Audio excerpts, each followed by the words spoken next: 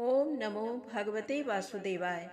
आप सभी का हमारे YouTube चैनल पर हार्दिक स्वागत है। दोस्तों, आज भादो मास में हम श्रीमद् भागवत महापुराण की कथा सुनाने जा रहे हैं। आप सभी से विनम्र निवेदन है, आप ज्यादा से ज्यादा लोग कथा को सुने, लाइक करें, शेयर करें, जिससे कथा सुनाने में हमारा उत्साह हो। तो आइए प्रेम से बोलें, श्री विष्णु भगवान की जय हो, श्रीमद् भागवत महापुराण की जय हो। एक समय की बात है, नैमिषारण्य क्षेत्र में शौनक आदि ऋषि श्री सूत जी से हरिचर्चा करने के लिए एकत्र हुए। शौनक आदि ऋषि बोले, हे सूत जी, आप कृपा करके कोई ऐसा उपाय बतलाइए जिसके करने से मनुष्य आवागमन से छुटकारा पाकर मोक्ष को प्राप्त कर सके। शौनक जी के इस प्रकार के लोक हितकारी वचनों को सुनकर सूत जी कहने लगे, हे ऋषि, आज तुमने मनुष्य मात्र के उद्धार की बड़ी अच्छी बात पूछी है। कलयुग में श्रीमद् भागवत की कथा ही मोक्ष को देने वाली है, जिसका वर्णन सुखदेव जी ने राजा परीक्षित से किया था, और राजा परीक्षित उसके श्रवण मात्र से मोक्ष को प्राप्त हुए थे। जिस समय श्री सुखदेव जी राजा परीक्षित को श्रीमद् भागवत की कथा सुनाने को बैठे, उस समय देवता अमृत का घड़ा लेकर आए और सुखदेव जी से कहने लगे, भगवान, ये अमृत पिलाकर राजा परीक्षित को अमर कर दीजिए और श्रीमद् भागवत की कथा लोगों को सुनाइए। देवताओं के वचन सुनकर सुखदेव जी कहने लगे कि अमृत कांच के समान है और श्रीमद् भागवत की कथा मणि के समान है। ये कथा देवताओं को भी दुर्लभ है, क्योंकि इसे 7 दिन श्रवण करने से ही मोक्ष की प्राप्ति हो जाती है। ये कथा ब्रह्मा जी ने नारद जी को सुनाई थी, परंतु सप्ताह का विधान सनत कुमार जी ने नारद जी को बतलाया। वही प्रसंग मैं आप लोगों से कहता हूँ। एक समय सनक, सनंदन, सनातन और सनत कुमार ऋषि सत्संग के हेतु बद्रिकाश्रम आए। उस समय वहां उन्होंने नारद जी को आते देखा। वह ऋषि नारद से बोले, हे नारद, तुम उदास दिखाई दे रहे हो, इसका क्या कारण है? नारद जी कहने लगे, हे प्रभु, मैं मृत्यु लोक का विचरण करके आया हूँ। वहां मैंने सबको राग, शोक तथा धन आदि से दुखी देखा। अधर्मी बढ़ रहे हैं, धर्मधारी बहुत दुखी हैं। जब मैं भ्रमण करता हुआ मथुरा से जमुना तट पर आया, तो वहां मैंने देखा कि एक सुंदर युवा स्त्री बहुत दुखी बैठी हुई है। अनेकों स्त्रियां उसे घेर कर बैठी हैं और 2 वृद्ध पुरुष वहां मूर्छित पड़े हुए हैं। मैंने उस स्त्री से जाकर पूछा कि तुम सब कौन हो और किस कारण दुखी हो? वह स्त्री रोकर कहने लगी, ये अचेत पड़े हुए दोनों मेरे पुत्र हैं। इनका नाम ज्ञान और वैराग्य है। मैं इनकी माता भक्ति हूँ और पास में बैठी हुई ये स्त्रियां गंगा आदि पवित्र नदियां हैं, जो मेरी सेवा करने को साथ रहती हैं। मैं द्रविड़ देश में उत्पन्न होकर कर्नाटक में बड़ी हुई, युवा अवस्था में दक्षिण में रही तथा महाराष्ट्र और गुजरात में आते आते वृद्ध हो गई। अब मैं यहाँ आकर पुनः युवा हो गई हूँ, परंतु मेरे ये पुत्र वृद्ध तथा अचेत पड़े हुए हैं। मैं इन्हीं के दुख से इतनी दुखी हो रही हूँ, क्योंकि माता युवा और पुत्र वृद्ध, ये तो संसार में उल्टा काम है। नारद जी ने भक्ति से कहा कि इस समय कलयुग के प्रभाव से जप, तप तथा धर्म कर्म नष्ट हो गए हैं। दुष्ट बुद्धि के प्रभाव से सब स्वार्थी हो गए हैं। ज्ञान और वैराग्य में अब कोई श्रद्धा नहीं रखता। इसी कारण तुम्हारे पुत्रों की ये दशा हुई है। परंतु ये ब्रज है, यहाँ भगवान सदैव वास करते हैं। इस कारण यहाँ भक्त भी हैं जो तुम्हारा सम्मान करते हैं। इसी कारण तुम यहाँ आकर वृद्ध से तरुण हो गई हो। अब अपने हृदय की चिंता त्यागो। इस क्षेत्र के निवासी कलयुग में भक्ति का त्याग नहीं करेंगे। नारद जी के वचनों को सुन भक्ति बोली कि राजा परीक्षित तो बहुत बलवान थे, उन्होंने इस दुष्ट कलयुग का संहार क्यों नहीं किया? इतनी बात सुनकर नारद जी बोले, हे भक्ति, सुनो। जब गौरूप पृथ्वी और वृषभ रूप धर्म को कलयुग मारता हुआ आ रहा था, तो उसे देखकर क्रोधित हो राजा ने कलयुग को ललकारा। तो कलयुग राजा परीक्षित की शरण में आ गया। शरणागत को मारना पाप समझकर राजा ने उसे नहीं मारा। दूसरी बात यह है कि कलयुग में बुराइयां होते हुए भी एक बात सबसे अच्छी है कि अन्य युगों में जप तप समाधियों द्वारा भी जो फल प्राप्त नहीं होता, वह कलयुग में भक्ति से भगवान का नाम लेने से ही प्राप्त हो जाता है। नारद जी के वचनों को सुन भक्ति बोली, आपका दर्शन ही सब सुख को देने वाला है। आप हमारे पुत्रों को स्वस्थ करने की कृपा कीजिए। नारद जी कहने लगे, भगवान श्री कृष्ण के चरण कमलों का ध्यान करने से तुम्हारा सब दुख दूर हो जाएगा। तुम भगवान को बहुत प्रिय हो। तुम्हारे कारण तो भगवान नीच जनों के भी अनुकूल ही उन्हें दर्शन देते हैं। सतयुग में ज्ञान और वैराग्य से मुक्ति प्राप्त होती थी, परंतु कलयुग में भक्ति ही मुक्ति को देने वाली है। तुम्हारा निवास स्थान तो वैकुंठ है, परंतु भक्तों का पोषण करने के लिए तुम ज्ञान वैराग्य और मुक्ति के सहित पृथ्वी पर रहती हो। कलयुग में मुक्ति तुम्हारा साथ छोड़कर वैकुंठ को चली गई। अब तुम्हारे याद करने पर वह तुम्हारे सामने उपस्थित होती है। ज्ञान और वैराग्य के साथ तुम पृथ्वी पर रह रही हो। जब दुराचारियों ने तुम्हें त्याग दिया, तभी तुम्हारे ये दोनों पुत्र ज्ञान और वैराग्य वृद्ध और अचेत हो गए और तुम दुर्बल हुई। अब मैं तुम्हारा घर घर में सबके हृदय में स्थापन करूंगा, जिससे तुम पुष्ट हो जाओगी। नारद जी का उपदेश सुन भक्ति पुष्ट हो गई और नारद जी से विनय पूर्वक बोली, आपने मुझे पुष्ट कर दिया, अब मेरे पुत्रों को सचेत करने की कृपा कीजिए। नारद जी जब उन्हें हाथ से स्पर्श कर उठाने लगे, परंतु तब वह नहीं उठे, तो नारद जी ने उनके कान पर मुख रखकर जोर से आवाज दी। तब भी न उठने पर वेद वेदांत के शब्दों से जगाया। तब वह सचेत हुए और बल पूर्वक उठाने से उठकर खड़े होकर फिर गिर पड़े। ये देखकर नारद जी विस्मित हो भगवान विष्णु का स्मरण करने लगे। उस समय आकाशवाणी हुई कि हे मुनिवर, साहस के साथ परिश्रम करो। जब तुम्हें संत जन मिलेंगे और उपदेश करेंगे, तब ज्ञान वैराग्य मुक्ति सहित पुष्ट होंगे। आकाशवाणी सुनकर नारद जी भक्ति को धीरज बंधाकर संत जनों की खोज में निकले। बहुत खोजने पर भी उन्हें ऐसे संत न मिले जो इच्छा पूर्ण कर सके। तब नारद बद्रिकाश्रम गए। वहीं पर कोटि भानु संप्रकाशित सनकादि ऋषियों ने नारद जी को दर्शन दिया। तब नारद जी उनसे विनय पूर्वक कहने लगे, आप सर्वशक्तिमान तथा सर्वज्ञ हैं। कृपा करके ऐसा उपाय बतलावें जिससे भक्ति ज्ञान और वैराग्य को सुख प्राप्त हो और उनका स्थापन हो सके। नारद जी के वचनों को सुनकर सनत कुमार कहने लगे, हे नारद, तुम सर्वहितकारी हो, इस कारण तुम ये काम अवश्य कर सकते हो। मैं तुम्हें उपाय बतलाता हूँ। जिस श्रीमद् भागवत को सुखदेव जी ने राजा परीक्षित को सुनाया था, अब उसी भागवत के सुनने से भक्ति ज्ञान और वैराग्य को शक्ति प्राप्त होगी। कलयुग में सर्व दुखों का नाश करने वाली श्रीमद् भागवत कथा ही है। नारद जी कहने लगे कि जब वेद वेदांत के द्वारा ज्ञान वैराग्य पुष्ट नहीं हो सके, तो श्रीमद् भागवत में ऐसी क्या विशेषता है।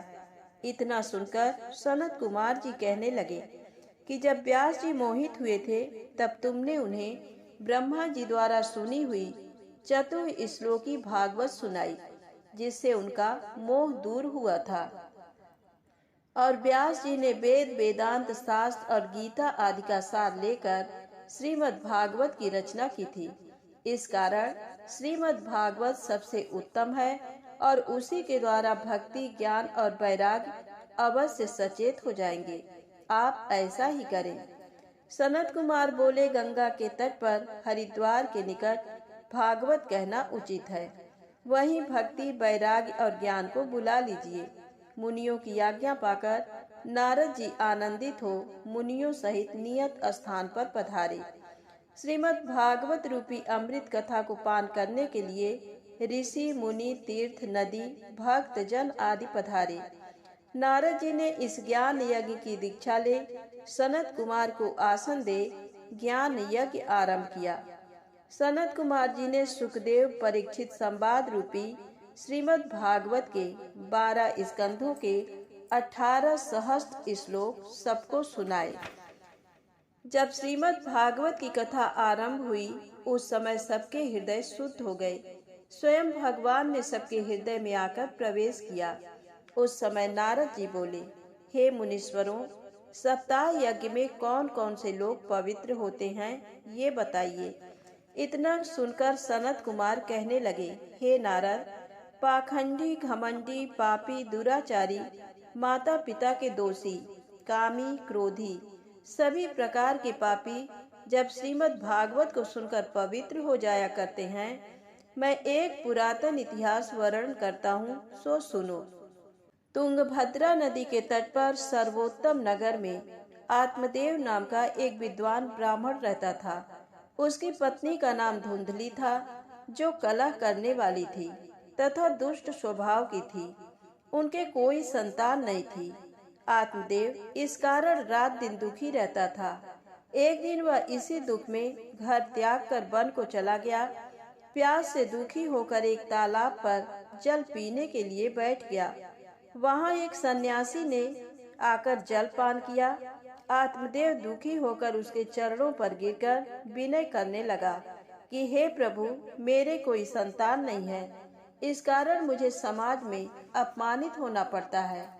मैं बहुत दुखी हूँ, मेरे ऊपर आप कृपा करें। सन्यासी ने ध्यान लगाकर कहा, पुत्र तो तुम्हारे भाग्य में है नहीं। ये सुन आत्मदेव आत्महत्या को तैयार हो गया। ये देख सन्यासी को दया आई और उसने एक फल देकर कहा कि इसे अपनी पत्नी को खिला देना, जिससे उसके संतान हो जाएगी। इतना कह सन्यासी चला गया। वह ब्राह्मण फल लेकर प्रसन्न होता हुआ अपने घर आया और अपनी पत्नी धुंधली को फल देकर कहने लगा कि ये मुझे एक सन्यासी से प्राप्त हुआ है, इसके खाने से पुत्र सुख होगा। फल देकर आत्मदेव कहीं बाहर चला गया। उसकी पत्नी ने फल तो ले लिया परंतु खाया नहीं। वह अपनी सहेली से कहने लगी, गर्भ धारण करने की परेशानियों से तो मेरा बांझ रहना ही अच्छा है। ये सोचकर उसने फल नहीं खाया और गाय को खिला दिया और अपने पति से कह दिया कि मैंने खा लिया। कुछ दिन में उसकी बहन आई तो उसने उसे सब हाल सुनाया। बहन कहने लगी कि मेरे जो पुत्र होगा मैं तुम्हें दे दूंगी, बदले में तुम मुझे कुछ धन दे देना। मैं तुम्हारे बालक का पोषण भी कर जाया करूंगी। कुछ दिन बाद उसकी बहन के पुत्र उत्पन्न हुआ। वह उसने धुंधली को दिया। धुंधली ने अपने पति से कहा कि मेरे पुत्र उत्पन्न हुआ है। ये सुनकर आत्मदेव बहुत प्रसन्न हुआ। तो उसकी पत्नी कहने लगी, मेरे दूध की कमी है, मेरी बहन का पुत्र मर चुका है, उसे बुला ले, वह दूध पिलाकर पालन पोषण करेगी। ब्राह्मण ने ये बात मान ली। धुंधली ने अपनी बहन को बुला लिया और वह उस पुत्र का पालन पोषण करने लगी। पुत्र का नाम संस्कार करके उसका नाम धुंधकारी रखा गया। धुंधकारी बड़े दुष्ट स्वभाव का था। वह वेश्यागामी हुआ। उसने सब धन वेश्याओं को दे दिया। ये देख आत्मदेव बहुत दुखी हुआ और आत्मघात को तैयार हुआ। गौकर्ण ने उन्हें समझाया कि मोह त्याग भगवान का भजन करो, श्रीमद् भागवत के 10वें स्कंद का पाठ करो, जिससे आपका परलोक बने। ये सुनकर आत्मदेव वन को चला गया और भक्ति पूर्वक भागवत के 10वें स्कंद का पाठ करने लगा और भगवान को प्राप्त हुआ। सूत जी कहने लगे कि हे ऋषियों, पिता की मृत्यु के बाद धुंधकारी ने अपनी माता को बहुत कष्ट दिया। मार पीट कर सब धन छीन लिया, जिससे दुखी हो वह एक कुएं में गिरकर मर गई। धुंधकारी अपने घर में 5 वेश्याओं को लाकर रहने लगा। जब सब धन समाप्त हो गया तो वह चोरी करके बहुत धन ले आया। एक दिन वेश्याओं ने सलाह करके धुंधकारी को रस्सियों से बांधकर उसके मुंह पर आग के अंगारे रखकर उसे जलाकर मार डाला और घर में गड्ढा खोदकर गाड़ दिया और सब धन लेकर भाग गई। धुंधकारी इस प्रकार मृत्यु को प्राप्त हो एक बड़ा प्रेत हुआ, जो क्षुधा प्यास से दुखी होकर वायु भक्षण कर विचरता रहता था। जब गोकर्ण एक दिन सो रहे थे कि आधी रात के समय उन्हें एक भयंकर आकृति का प्रेत दिखाई दिया। जब आवाज देने पर भी वह नहीं बोला तो गोकर्ण ने पानी को मंत्र पढ़कर उस पर जल के छींटे मारे। तब उस प्रेत की आवाज निकली और बोला, मैं तुम्हारा भाई धुंधकारी हूँ। मुझे वेश्याओं ने रस्सियों से बांधकर जला कर मारा, इस कारण मैं बहुत भयंकर प्रेत हो गया। मैं बहुत दुखी हूँ, मुझे इस योनि से बचाओ। ये सुनकर गोकर्ण विस्मित हो कहने लगे कि मैंने गया में तुम्हारे पिंड दिए थे, तब भी मुक्ति नहीं हुई। अब धीरज धरो, तुम्हारी मुक्ति का उपाय करूँगा। गोकर्ण ने सूर्य की प्रार्थना की। तब सूर्य नारायण ने कहा कि इसे प्रेत योनि से मुक्ति करने के लिए श्रीमद् भागवत का सप्ताह यज्ञ करो। गोकर्ण ने सूर्य के वचनों को मानकर सप्ताह यज्ञ आरंभ किया। उसमें बहुत नर नारी आए। धुंधकारी 7 गांठ के बांस में आकर बैठ गया। पहले दिन पाठ के अंत में बांस की एक गांठ फट गई, दूसरे दिन दूसरी गांठ, इसी प्रकार 7वें दिन सप्ताह की समाप्ति पर 7वीं गांठ बांस की फट गई और उसमें से भगवान श्री कृष्ण का रूप धारण किए वह धुंधकारी प्रकट होकर गोकर्ण को प्रणाम कर कहने लगा कि तुम्हारी कृपा से मैं आज प्रेत योनि से मुक्त हो गया। उस समय भगवान का पार्षद विमान लेकर आया और उसमें धुंधकारी को बिठाया। गोकर्ण ने पार्षद से कहा कि यहाँ तो भागवत की कथा सुनने वाले बहुत नर नारी थे, विमान अकेले धुंधकारी को क्यों लेने आया? पार्षद बोले कि सबने श्रीमद् भागवत को भक्ति पूर्वक नहीं सुना, धुंधकारी ने भक्ति पूर्वक ध्यान लगाकर सुना, इस कारण ये भगवान को प्राप्त हुआ। गोकर्ण ने जब दूसरी बार सावन मास में श्रीमद् भागवत यज्ञ किया, सब नारियों तथा पुरुषों ने प्रेम से कथामृत पान किया। इस कारण भगवान द्वारा अनेकों विमान वहां आए और सब नर नारी श्रीमद् भागवत के श्रवण करने से श्री कृष्ण के रूप को धारण करके भगवान को प्राप्त हो गए। आषाढ़, सावन, भाद्रपद, क्वार, कार्तिक तथा अगहन इन 6 महीनों में जब शुभ मुहूर्त हो सप्ताह यज्ञ करावे तो अति उत्तम है। स्थान घर, वन या तीर्थ कहीं भी हो, परंतु इतना ध्यान रखें कि अधिक संख्या में आदमी वहां एकत्र हो सके। स्थान शुद्ध साफ होना चाहिए। उसे मंडप बनाकर कदली खंभों तथा बंधनवार से सजाना चाहिए। वेदिका की उत्तर दिशा में 7 लीक बनाकर विरक्त ब्राह्मणों को बिठाना चाहिए।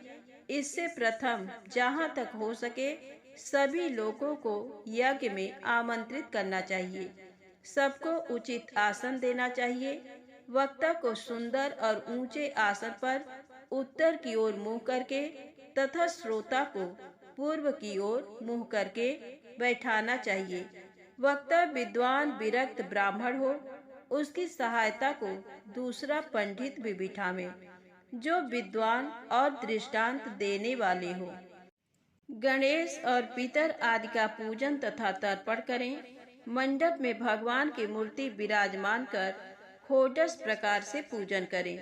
पूजन कर वस्त्र आदि भेंट दें। आसन पर बैठकर भागवत का पूजन कर बाद में कथा आरंभ करें। श्रोताओं को चाहिए कि वह प्रेम और भक्ति के साथ कथा श्रवण करें। कथा सूर्योदय से 3:30 पहर सुनाने के पश्चात 2 घड़ी विश्राम करना चाहिए। श्रोताओं को एक बार दुग्ध चावलों का आहार करना चाहिए। व्रत पालते हुए पृथ्वी पर शयन करना चाहिए। किसी की न तो निंदा करें, न अपवित्रों से भाषण करें। कथा सुनकर उद्यापन करें। इतना कहकर सनत कुमार ने नारद को कथा सुनाना आरंभ किया। श्रीमद् भागवत की रचना करते समय सर्वप्रथम व्यास जी ने परम ब्रह्म की विनय की है। उत्पत्ति स्थिति प्रलय करने वाले, स्वयं वेदों को प्रकाशित करने वाले परम पिता परमात्मा को हम नमस्कार करके श्रीमद् भागवत में परम हंसों के कल्याणकारी परम तत्व का वर्णन करते हैं। श्रीमद् भागवत के पठन पाठन से भगवान प्रसन्न हो अंतःकरण में निवास करते हैं। श्रीमद् भागवत एक कल्प वृक्ष रूपी वेद का फल है, जिसे सुखदेव जी ने मनुष्य मात्र के कल्याण के लिए पृथ्वी पर अपने मुख से प्रकट किया है। एक समय सौनक आदि 88,000 ऋषि नैमिष क्षेत्र में भगवान को प्राप्त करने की कामना से सहस्त्र वर्ष का यज्ञ कर रहे थे। उस समय सूत जी वहां पधारे। ऋषियों ने सम्मान पूर्वक सूत जी को उच्च आसन पर बिठाया और विनय पूर्वक कहने लगे, आपने सब पुराणों तथा शास्त्रों का ज्ञान प्राप्त करके शिष्यों को शिक्षा दी है। आप कृपा करके भगवान श्री कृष्ण के लीला अवतार की कथा सुनाएं, जो कि सब प्रकार पुराणों तथा शास्त्रों का ज्ञान प्राप्त करके शिष्यों को शिक्षा दी है। हम कलयुग में इसी कथा को सुनने तथा हरिचर्चा को एकत्र हुए हैं। अब आपके पधारने से हमारी सब आशाएं पूर्ण हो जाएंगी। सूत जी ने जब इस प्रकार सौनक आदि ऋषियों के वचन सुने तो अति प्रसन्न होकर प्रेम पूर्वक बोले कि तुम्हें धन्य है जो ऐसा प्रश्न किया है। हम प्रथम उन सुखदेव जी को प्रणाम करते हैं जो बिना यज्ञोपवीत संस्कार के ही बालक रूप में घर से वन को चले गए और व्यास जी मोहित होकर उनके पीछे भागे। उस समय उन्होंने वृक्षों में विलीन हो व्यास जी को उपदेश दिया कि ये संसार झूठा है, न कोई किसी का पुत्र है और न माता। इससे व्यास जी का मोह दूर हुआ। जिन्होंने अमृत रूपी कल्याणकारिणी मोक्षदायिनी श्रीमद् भागवत कथा सुनाकर मनुष्य मात्र का बड़ा कल्याण किया, हम उन महात्मा सुखदेव जी को प्रणाम करते हैं। सूत जी कहने लगे कि जब पर ब्रह्म परमात्मा ने सर्वप्रथम सृष्टि रचने की इच्छा की तो महतत्व अहंकार से पुरुष रूप धारण किया। जब प्रलय में जल ही जल हो जाता है तब वह भगवान योग निद्रा से शेष सैया पर सो जाते हैं। तदनंतर उनकी नाभि से कमल और कमल से ब्रह्मा उत्पन्न होते हैं। ब्रह्मा से मरीच आदि ऋषि तथा उनसे देवता, मनुष्य, पशु, पक्षी आदि उत्पन्न होते हैं। भगवान के मुख्यतः 24 अवतार माने गए हैं। पहला अवतार सनकादि ऋषियों का हुआ, जिन्होंने 5 वर्ष की आयु में ही तप धारण किया। दूसरे अवतार में वाराह जी बनकर पाताल से पृथ्वी को लाए। तीसरा अवतार नारद जी का धारण कर पंच तत्व की रचना की। चौथे अवतार नारायण का रूप धारण कर तपस्या का मार्ग प्रशस्त किया। पांचवा अवतार कपिल मुनि का धारण कर सांख्य शास्त्र द्वारा परमात्मा का ज्ञान कहा। छठे अवतार ने दत्तात्रेय बनकर प्रहलाद आदि को आत्मविद्या का ज्ञान दिया। सातवें अवतार में यज्ञ बनकर यज्ञ का मार्ग दिखाया। आठवें अवतार में ऋषभ देव बन परम हंसों का मार्ग प्रशस्त किया। नवें अवतार में पृथु बन पृथ्वी का दोहन किया। 10वें में मत्स्य का रूप धारण कर वैवस्वत मनु की रक्षा की। 11वें अवतार में कच्छप का रूप धारण कर सिंधु मंथन के समय मंदराचल का भार अपनी पीठ पर धारण किया। 12वां अवतार धन्वंतरी का धारण कर अमृत पात्र ले सिंधु से प्रकट हुए। 13वें अवतार में मोहिनी रूप धारण कर देवताओं को अमृत पिलाकर दानवों से रक्षा की। 14वां अवतार नरसिंह का धारण कर हिरण्यकश्यप को मारकर धर्म की रक्षा की। 15वां अवतार वामन तथा 16वां परशुराम का धारण कर भूमि का भार उतारा। 17वां अवतार व्यास जी का धारण किया। 18वां अवतार श्री राम तथा 19वां श्री कृष्ण, 20वां श्री हरि का धारण कर भूमि का भार उतारा। 21वां बुद्ध, 22वां हैग्रीव तथा 23वां हंस अवतार धारण किया। 24वां अवतार कलयुग में कल्कि अवतार के नाम से होगा। आज की कथा यहीं समाप्त होती है। प्रेम से बोलें श्री हरि विष्णु भगवान की जय हो। यदि आपको कथा अच्छी लगी हो तो प्लीज लाइक अवश्य करें, चैनल को सब्सक्राइब करें, शेयर करें। जय माता दी, जय भोलेनाथ।